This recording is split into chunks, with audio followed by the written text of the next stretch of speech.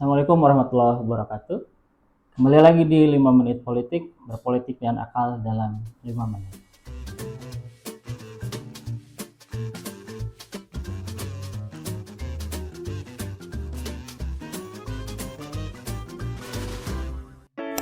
Hari ini MBG menjadi persoalan yang dibicarakan di banyak tempat, banyak orang di Indonesia.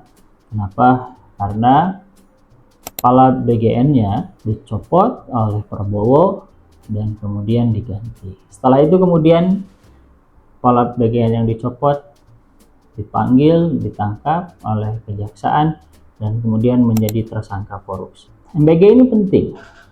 Kenapa MBG ini penting? Kami melihat ada 5 alasan kenapa MBG ini menjadi penting. Pertama, MBG ini adalah program untuk memenuhi kebutuhan pokok manusia, yaitu makan. Dan manusia ini adalah terdiri dari jasmani dan ruhani. Dan pemerintah ini memang lebih fokus untuk mengurus kepada persoalan yang bersifat jasmani. Nah, sehingga MBG ini sangat penting. Yang kedua, manusia ini sebenarnya adalah energi. Kita tidak mungkin bisa melakukan bergerak, melangkah, berpikir, atau apapun itu tanpa adanya energi. Dan sumber energi itu ada 3. Kalau kita membahas dalam ilmu pengobatan di Cina misalkan ya, itu ada 3 sumber energi. Yang pertama adalah energi yang berasal dari awal kita lahir, energi dasar.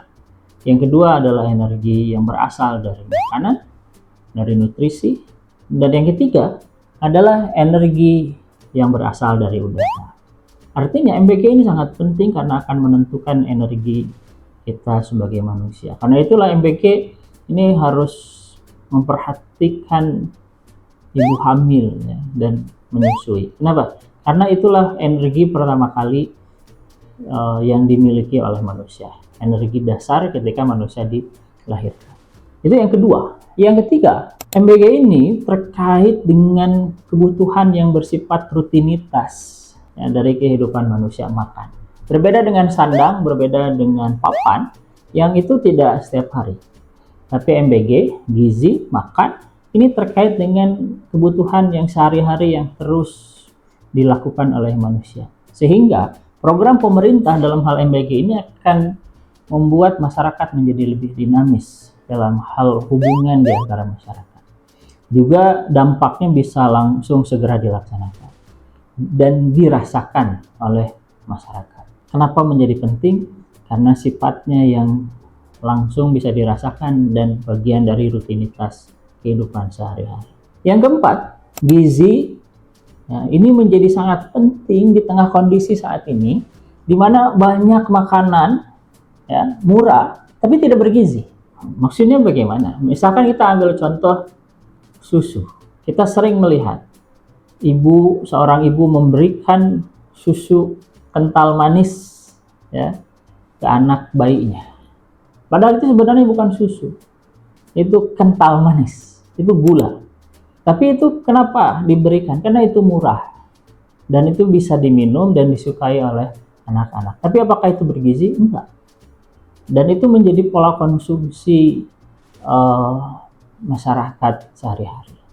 Jadi program MBG ini sangat penting di tengah banyaknya makanan yang murah, banyak, tapi secara gizi belum bisa dipastikan.